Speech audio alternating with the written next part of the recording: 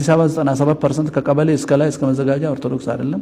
እኔ የምፈራው ኦርቶዶክሳውያን አንድ ሆነው የተነሱ ቀን ነው። አውሮፕላን መስራት ማስተማሩን ትተው ንጉስ መግደልና ጳጳስ መስቀልን አስተምረው ነው የሄዱት። ሟቱ ወደ ጠላታችን ነው ማለት ያሰኘው አንዱ ፕሮጀክት ይሄ ነው። አብይ አህመድ ለፋብሪካ የምንበቃውን ያህል ያራቡናል። ከዛ በላይ እንዳንዋለድ ያደረጉና የሐሰት ትርክት ለመገልበጥ ጽሁፍ ያለን የምንመሰክርበት ቆመን የምንሄድ ሰዎች ነንና ግን ኢትዮጵያን ይወዳሉ ይላል። ኦርቶዶክስ የሌለበት ኢትዮጵያ ምን አይነት ኢትዮጵያ? በኦሮሞ ማሰር ተደብቀው ዋቅፈታን ደግፈው ብቻ ክርስትና ማጥፋት በእውነት በሰማይም በምድርም ደስታው የኛ መሆኑን የሚያሳይ ነው። ዛሬ ከአንድ ቦታ ያገኘሁት መረጃና አይ ቲንክ የቀድሞ የኦዴድ አባል የነበረ ሚስጥራቸውን የሚያውቅ ከተናገረውን ቪዲዮ ላይ ሰምቼዋለሁ። የብልጽግና ወንጌል ሃይማኖታዊ መንግስት መሪው አብይ አህመድ በአንድ ውይይት ላይ የተናገረውን ሰምቼ ነው ደስ ያለኝ። ኦርቶዶክሳን ደስ ያላችሁ እንኳን ደስ ያላችሁ ያልኩት ለምንድን ነው? ማን በእኛ ላይ እንደሚተባበር የበለጠ እንድንገነዘብ የሚያደርግ ንግግር ነው።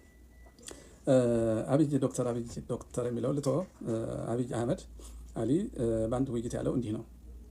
እኔ የምፈራው ፋኖን አይደለም፣ ፋኖ ምንም አያስፈራኝም። እኔ የምፈራው ኦርቶዶክሳውያን አንድ ሆነው የተነሱ ቀን ነው። ስለዚህ ሞዓ ተዋህዶ የሚባለው ፖለቲካንም የሚጠቅስ ህገ መንግስቱን የሚያነሳ በክልል ሳይወሰን በመላው ኢትዮጵያ ያለውን የኦርቶዶክስ ማፈናቀላችንን ማጽላታችንን ያወቀ ቢያስተባብርብን ድምፁ ቢሰማ አደጋ ላይ እንወድቃለን። ስለዚህ የፋኖ ጉዳይ ሳይሆን ሞዓን አሳዱልኝ እና በዚህ አይነት መንገድ የሚሰሩትን ሚዲያ ላይ ያሉትን ደግሞ ንግግራቸውን እየቀነጣጠባችሁ ጠልፋችሁ ከህዝብ ለዩልኝ እንዳይደመጡ የሚል መመሪያና ውይይት እንደተደረገ ሰምተናል። ይሄ እጅግ አስደሰተኝ። ለምን እንዳስደሰተኝ ልንገራችሁ። ብዙ ሰው አልነሳ ብሎ ስላስቸገረ ነው። እኔን ያስደሰተኝ በፋኖ ትግል ውስጥ እንኳን ገብተው ይታያችሁ ለአማራ ህልውና እንታገላለን በሚሉ ሰዎች መሀል እንኳን ገብተው ሞዓ ተዋህዶ ጠላታችን ነው ማለት ያሰኘው አንዱ ፕሮጀክት ይሄ ነው፣ የአብይ አህመድ ነው። ሁለተኛው ኦርቶዶክስን ከሚጠሉት ሁለተኛው ኃይሎች የዘመኑ ሊቢያ ያረደን አሁን አርሲ የሚጨፈጨፈን ጽንፈኛ ዋህብያ ነው። በኦሮሞ የብሔር ፖለቲካ ስር ለ50 ዓመት የሚያርደን ዋህብያ ነው። ዋህብያ ሞዓ ህዝቡን አንቅቶ አንድ ያደርጋል ብሎ ፈራ። ኦሮሞንም አማራንም ዘር ሳይቆጥር በጥምቀት ልጅነት ይሰበስብብናል ብሎ ፈራ። ልክ እንደ አብይ ፈራ። ስለዚህ ዘመቱብን። የሚገርመው ግን ፋኖ ውስጥ እንዲህ አይነት ምልክት መታየቱ ነው።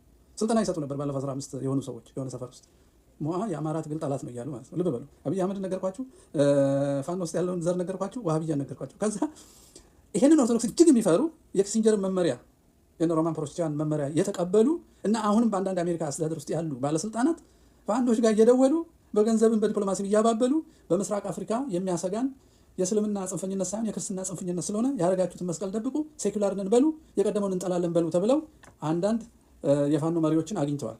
ሰለሞናዊ ያረጀ ነገር እኛ የለንበትም እኛ ሴኩላር ነን ብለው እንደተገረፈ ሰው የሚወተውቱ የፋኖ መሪዎች ተገኝተዋል። ታውቃላችሁ፣ መስቀላቸውንም የደበቁ ተገኝተዋል። በዚህ ትእዛዝ መሰረት ነው።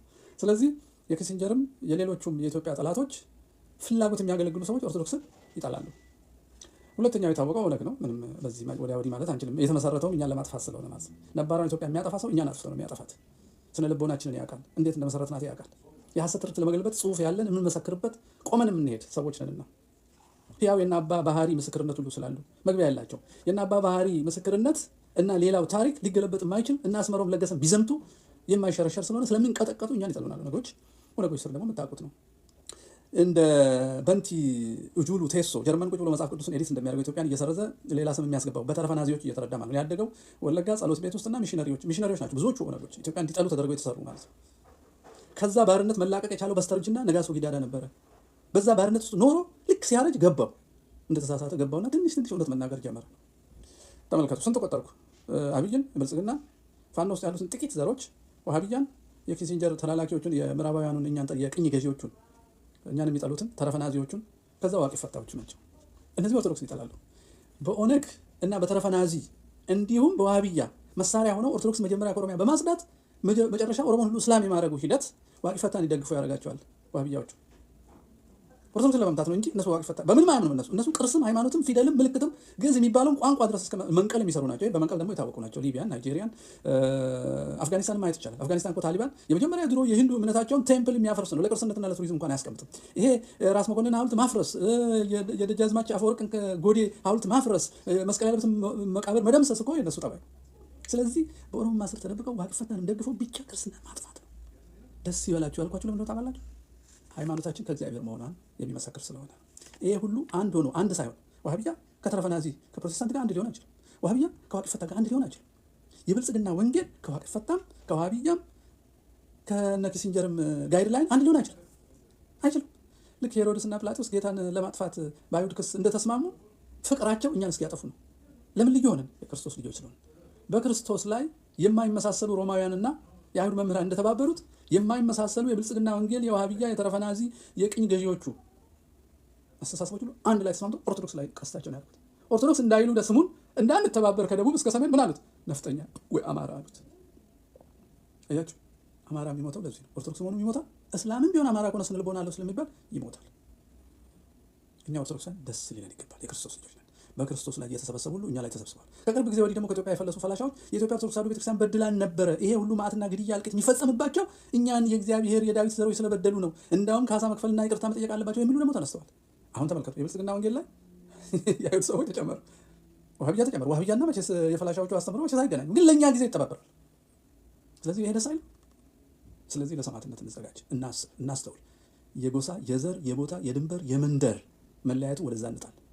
ሁለንተናዊ ሙስና ያጋጠመውን በጎሳ ምክር ቤትነት ድረስ የዘገጠውን ሲኖዶሳችን ትንሣኤ እንዲኖረው ዝም ብለን እልል አንበል። እውነተኛ ሲኖዶስ እንዲኖረን አባቶቻችንን ቻሌንጅ እናደርጋቸው። ማክበርና እውነት መናገር ይለያያል። ጣዖት አይደለም፣ እንደ ጣዖት ዝም ብሎ ሰው መከተል። እውነትን ክርስቶስን ቀኖናውና ዶግማውን ተከትሎ ከዛ የወደቀውን ሰው ወድቀሃል ተነስ ማለት ነውርም ድፍረትም አይደለም፣ ክርስቲያናዊ ግዴታ ነው። እውነትን እውነት በሉ፣ ሐሰትን ሐሰት በሉ። ስለዚህ እንኳን ደስ ያላችሁ። አብይ አህመድ ከፋኖ ይልቅ ኦርቶዶክሳውያንን አንድነት ነው የምፈራው፣ ለአንድነቱ ደግሞ የሚሰራው ሞዓ ተዋሕዶ ግብረ ኃይል ስለሆነ እሱን አጥፉልኝ ብሎ እጅ ለሰጠው እምነቱን ለተወው ሆድ ብቻ ለሚያስበው መቃብርን እንኳን ለመንፈቅ ዲያስፖራ አትቀበርም የሚለው ስለ ትንሣኤና ስለ ሰማይ ሀገሩን የረሳውን ዳንኤል ክብረትን በሞዓ ተዋሕዶ ላይ ቤት ስራ ሰጥቶታል። ይህንን ዶክተር ሚልኬሳ አጋልጧል። ኦርቶዶክስን ማፍረስ፣ ሲኖዶስን ማርከስ የዳንኤል ክብረት የተሰጠ ነው። ለዚህ ነው ሞዓ ጠላት የሆነው። ፋኖች ለዚህ መተባበራችሁ ግን ያሳፍራል። ራሳችሁን መርምሩ። ይህን የምትሰሩ ጥቂት ሰዎች እላለሁ። እንኳን ደስ ያለ ለማንኛውም ኦርቶዶክሳውያን። ፓርላማው 70% ኦርቶዶክስ አይደለም። የፌዴሬሽን ምክር ቤት 80% ኦርቶዶክስ አይደለም። መከላከያው የላኛው መሪ 90% ኦርቶዶክስ አይደለም። የፍትህ ስርዓቱ ኦርቶዶክስ አይደለም። አዲስ አበባ 97% ከቀበሌ እስከ ላይ እስከ መዘጋጃ ኦርቶዶክስ አይደለም። 86% ነን ግን እኛ እዚህ ከተማ ውስጥ አጋጣሚ ይመስለናል አይደል? ተጠንቶ የሚሰራ ነው። ኦርቶዶክስን የማዳከም ከኢኮኖሚ የማውጣት ሀገር የማሳጣት ከሁሉም ቦታ እያፈናቀሉ ወደ አንድ ቦታ የመሰብሰብ አይታችኋል። እና አንዳርጋቸው ጽጌ የተቀበሉትን መከራ ለኢትዮጵያ ብለው ግን እንዳንዳርጋቸው ኢትዮጵያን ኦርቶዶክስ ተዋሕዶ ቤተክርስቲያን የሚጠላ በምድር ላይ የለም። በምድር ላይ አላየውም። መጽሐፍ እስከ መጽሐፍ የደረሰ መጽሐፉን ታውቁታላችሁ አይደለም? ነጻነት የማያውቁ ነጻ አውጪዎች የሚል መጽሐፍ። ጠቅላላ ኦርቶዶክስ ነው ጠላቱ። ግን ኢትዮጵያን ይወዳሉ ይላል። ኦርቶዶክስ የሌለበት ኢትዮጵያ ምን አይነት ኢትዮጵያ? መሬቱን ነው ካርታውን ነው ምኑን ነው የሚወደው? እኛን ካልወደደ ምን ማለት ነው? የኦርቶዶክስ የሌለበት ኢትዮጵያ ማለት የሆነ ቅዠት ነገር ነው። ስለዚህ የተማረ ሰው ይቃዣል ማለት ነው። ስለሚቃዥ ነው ንጉሥ ገሎ ጳጳስ ሰቅሎ ገነት ይፈጠራል ብሎ ያኔ ስህተት የሰራው ሽብር ያለው ከዛ ነጻ አውጪ ብሎ አሁን የሚባለው። እዚህ መጽሐፍ የሞላብን ግን የስህተት መጽሐፍ የሞላብን ሰዎች ስለሆንን እንዳው እንደ ደህና ሰው አትዩን። ሀገር ይመራሉ ብላችሁ እኛን ሀገሩን ለኛ ትታችሁ አትቀመጡ ማለት ነው። አትቀመጡ። ህግን በሚመለከት ህጎች በሙሉ ሲመጡ ከጃንሆይ ጀምሮ ስህተቱ የጀመርነው እዛ ጋር ነው። በክፋት አይደለም እሳቸው የጀመሩት። እሳቸው ደንግጠው ነው የጀመሩት። ማይጨው ላይ ሰራዊት ይዘው ሲሄዱ መርዝ ሲነሰነስበት እንደ በረሮና እንደ ትንኝ ሰው ፊታቸው ሲወድቅ ይሄን ሀገሬ መከላከል አልችልም ካላሰለጠንኩት ካላስተማርኩት ብለው ነው ልጆቻችን አይሮፕላን እንዲሰሩ ዩኒቨርሲቲ ከፍተው መምህራን ከዛው መርዝ ከነሰነሱብን ሰዎች ጠርተው ሰዎቹ ግን አይሮፕላን መስራት ማስተማሩን ትተው ንጉስ መግደልና ጳጳስ መስቀልን አስተምረው ነው የሄዱት። ይሄው እስከዛሬ አይሮፕላን አልሰራንም። እንኳን ልንሰራ ጃንሆይ የተከሉትን ቴሌኮሙኒኬሽን እየሸጥን ነው ለነሱ። ሰሞኑን ተሸጠ አይደል? አየር መንገድ ይሸጣል፣ መብራት ኃይል ይሸጣል፣ ከዛ እኛ እንሸጣለን። በስራ ስም ስራ አገኙ እየተባልን ማለት ነው። መሬቱ ለኢንቨስትመንት ይሰጥና እኛ ባሪያ እንሆናለን ሳናውቀው። ፋብሪካዎች ይከተፈቱና ተቀጣሪ እንሆናለን። ሀገር የለንም። ለፋብሪካ የምንበቃውን ያህል ያራቡናል።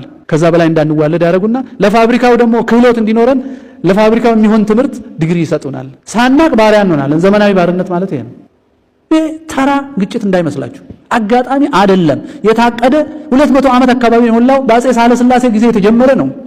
ሳያውቁት ቤታችን ቤተ መንግስት ሁሉ እየገባ እየበረበረ አሁን ለዚህ በቃ ያፋጠኑት ጃንሆይ ናቸው። በእርግጥ ሳያውቁት እኛ ግን አውቀን ማስቆም አለብን። በህግ እንጠቃለን ማለት ህጎች ለኛ እንዳይመቹ ተደርገው ይጻፋሉ። አሁን እዚህ ከተማ ውስጥ ቤተ መቅደስ የሚሰራ ሰው መስጊድ ለምሳሌ 2000 ካሬ ሊበቃው ይችላል። ቤተልሔም የለውም፣ ስብከት ውስጥ ነው፣ ታቦት የለውም፣ የሚዞርበት ቦታ አያስፈልገውም፣ ሰንበት ትምህርት ቤቱም ውስጥ ነው፣ ራሱ አንድ አዳራሽ ነው፣ ሰላቱ ምኑም 2000 ለሃይማኖት ቤት ከተባለ ለኦርቶዶክስ 2000 ነው መሆን ያለበት። ቤተልሔም የጥምቀት ቦታ ምናምን አያስፈልገውም። ጸበል አይ በቃ ለሃይማኖት 2000 ብለናል፣ እናንተ ከማን ትበልጣላችሁ?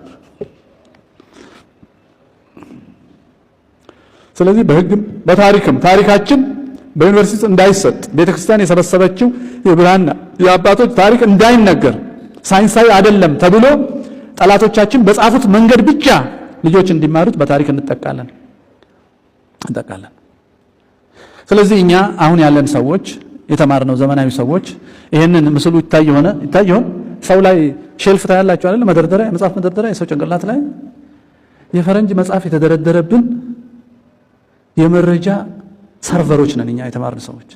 ምንም ኢትዮጵያዊነት የለንም ብዙዎቻችን። ምንም መጽሐፍ ከደረደሩብን በኋላ ዲግሪ ይሰጡናል፣ ከዛ ፕሮፌሰር ይሉናል፣ ከዛ እንታበያለን፣ ከዛ ቄሱን አንሰማም። አውቀን ሞተናል። ቄሶቹ ደግሞ እኛ ፕሮፌሰር ስለተባልን በጣም ያወቅን ስለሚመስላችሁ በትህትና ነው የምታዩን እንጂ ጥፋታችን አትነግሩንም አይደል? እኔ እንኳን ፕሮፌሰር አይደለሁም፣ ግን ሼልፍ ነን። ሉላዊነት፣ የሴኩላር ሉላዊነት የሞላበት አለ፣ ዋሃቢዝም የሞላበት አለ፣ የጀርመን አስተምሮ የሞላበት አለ፣ የጣሊያንና የካቶሊክ አስተምሮ የሞላበት አለ፣ የአሜሪካ ኤቴይዝምና ሴኩላሪዝም የሞላበት አለ። ኢትዮጵያዊ አእምሮ የለም። በጣም ጥቂት ነው የተማረ አእምሮ ኢትዮጵያዊ ሆነ። ኢትዮጵያን ይወዳል ዝም ብሎ፣ የቷን ኢትዮጵያ እንደሚወድ ግን አያውቅም። ለኢትዮጵያ ይሞታል። እንግዲህ 8 ስብራቶች አጋጥመውናል እኛ ኢትዮጵያኖች። የመጀመሪያው እግዚአብሔርን በመተው በምድር ላይ ገነትን ለመመስረት የሞከርን ጊዜ መቼ ነው? እሱ ኮሚኒስት ሆነን በዚህ በዲያሌክቲካል ማቴሪያሊዝም በሚባለው ኮሚኒስት ሶሻሊስት ስትሆኑ ወተት በቧንቧ ወደ ቤታችሁ ይመጣል፣ ሆቴል ውስጥ ሄዳችሁ አድራችሁ አትከፍሉም፣ ድህነት ይጠፋል፣ ሰው ሁሉ እኩል ነው። ምክንያቱም ሶሻሊዝም የሀገሪቷን ሀብት አንድ ላይ ያደርግና ያከፋፍላል። ስለዚህ ድሃ የለም። በሽታ ስትታመሙ ሆስፒታል በነፃ ነው የምትታከሙት። ልብስ አትታረዙም፣ ምክንያቱም ሁሉም ሰው ይሰራል፣ የሰራው አንድ ላይ ሆንና እንደገና ይከፋፈላል። የሚገፋ የለም፣ ሰው ሁሉ እኩል ይሆናል ብለው በአዲስ አበባ ዩኒቨርሲቲ ጃንሆይ በመሰረቱት ተፈሪ መኮንን ራሳቸው ነው የመሰረቱት። የራሳቸውን ገዳይ ራሳቸው ናቸው ትምህርት አስተምሩልን ብለው መርዝ ሲነሰንሱብን የነበሩትን ሰዎች ጠርተው ያስተማሩት። እግዚአብሔርን ትተን በምድር ላይ ገነትን ለመትከል የሞከርን ጊዜ ጥፋታችን ተጀመረ፣ ስብራታችን ያኔ ተጀመረ። እሺ ወተት በቧንቧ እንዲመጣ፣ ድህነት እንዲጠፋ፣ ሰው ሁሉ እኩል እንዲሆን፣ ሰው ሁሉ ከችግር እንዲወጣ ምን እናድርግ ሲሉ ህፃናት ናቸው ተማሪዎች። ሶሻሊዝም የሚባል ትምህርት ማነው ስርዓተ መንግስት መስርቱ ተባሉ። ሶሻሊዝም የሚባለው ስርዓተ ትምህርት ምንድነው ሲሏቸው በማርክሲዝምና ሌኒኒዝም ላይ የተመሰረተ ነው። ወዛደሮች አንድ ይሆኑና ከመሃላቸው የወዛደር መሪ ይፈጥራሉ። ያም መሪ ፍጠሩ አሏቸው ልጆቹን። እሺ አሉ። ነገር ግን መሪ የሚፈጠረው ዘውድ ሲጠፋ ነው አሏቸው። ዘውድ ደግሞ የሚጠፋው ለዘውድ ትርጉም የምትሰጥ ለንጉሱ ቅባት የምትሰጥ ኦርቶዶክስ ስትጠፋ ነው አላቸው። ተመልከቱ፣ በምድር ላይ ገነትን ለመትከል ቤተ መንግስትና ቤተ ክህነትን ማጥፋት ያስፈልጋል አሉ ማለት ነው። ልጆቹ እኮ በሐሳባቸው መልካም ስራ ነው እኮ የሚሰሩት፣ ሰው እኩል እንዲሆን ነው የሚሰሩት። እኩል ማለት ምን እንደሆነ ግን አያውቁም። ከዛ ያስተማራቸውን ንጉስ ገደሉ። ንጉሱን የቀቡትን ፓትሪያርክ ሰቀሉ። ገነት የለም። ከዛ ቀይ ሽብር ነጭ ብለው ደግሞ ተገዳደሉ። አሁንም ገነት የለም። ቆይ ምን ብናደርግ ነው ገነት ይመጣው? ነፃ አውጪ ብለን ለምን ትግራይ ነፃ አውጪ፣ የኦሮሞ ነፃ አውጪ፣ የኦጋዴን ነፃ አውጪ ብንል እኮ ገነት ይሆናል አሉና ደግሞ በዘር ደግሞ ተከፋፈሉ። አሁንም ገነት የለም አለ የለም። ይኸው መገዳደል ነው ያለው። ገነት የለም። እግዚአብሔርን ትቶ መንገድ ይሄ ነው። ከጨለማ ወደ ጨለማ፣ ከጨለማ ወደ ጨለማ፣ ከጨለማ ወደ ጨለማ። የመጀመሪያው ስብራታችን እግዚአብሔርን ትተን በመሬት ላይ ገነት ለመትከል የሞከርን ጊዜ ነው። ሁለተኛው ስብራታችን ኢትዮጵያዊነት ያስፈራው አውሮፓዊ ስልጣኔ ከዘመነ መሳፍንት ጀምሮ ኢትዮጵያን ከፋፍሎ እነሱ ሱኒዮስ አይነቱን ሰው አስክዶ በጎንደር ከተማ 8000 ሰው አርዶ ቅባት ቅማንት ምናምን አማራ ምን እያለ ከፋፍሎ ዘረኝነትን ፈጥሮ የበተነን መለያየትን ያስተማረን የካቶሊኮቹ የጣሊያኖቹ ቀጥሎ የጀርመኖቹ ግንቢ መተው በሂትለር አምሳል ኦርቶዶክስ ሲጠፋ ኦሮሞ የሚባለው ዘር ጀርመን ነው፣ ጥቁር ጀርመን ነው። ኦርቶዶክስ አማራ የሚባል ዘር ነው ያመጣው፣ ዘር ነው የሚሉት እነሱ። ምክንያቱም ሂትለር አይሁዶችን ይጠላል። ኢየሱስ ክርስቶስ በገሊላ ከነበሩ ጀርመኖች የተወለደ የአርያን ዘር ነው፣ እሱ ጸረ ሴም ነው ይላሉ። ክርስቶስን ጸረ ሴሜቲክ ነው። አይሁዶችን እናንተ የሰይጣን ልጆች የአብርሃም ልጆች አይደላችሁም ብሎ የለ። እኛም ጀርመኖች ጠንካራ የምንሆነው ከመሃላችን የሚገኙትን አይሁዶች ስናጠፋና የአይሁድን መጽሐፍ ብሉይ ኪዳንን አጥፍተን አዲስ ኪዳንን ለጀርመን እንዲሆን አድርገን አስተካክለን ጀርመንን ጠንካራ ስናደርግ ነው ብለው ጀመሩ። ያንኑ ኮፒ ያደረጉ የኛ ሀገር ጉዶች ደግሞ የነፍጠኛን ሃይማኖት አጥፍተን መጽሐፍ ቅዱስን ለኛ እንደሚሆን ተርጉመን የራሳችንን ሃይማኖት ስንፈጥር አንድ እንሆናለን፣ ከመሃላችን የእነንትና ዘር የሆኑ ቄሶችን እናጠፋለን ብለው ሲነሱ ከጀርመን ገልብጠው በቅርብ ጊዜ ወደ ግንደበረት አሁን የእንትና ብሔር የተባለ ቄስ መገደል ተጀምሯል። ሰምታችኋል አይደል? ግንደበረት ካህን ይገደላል። የጀርመን መንፈስ ነው የዘር ማጥፋት።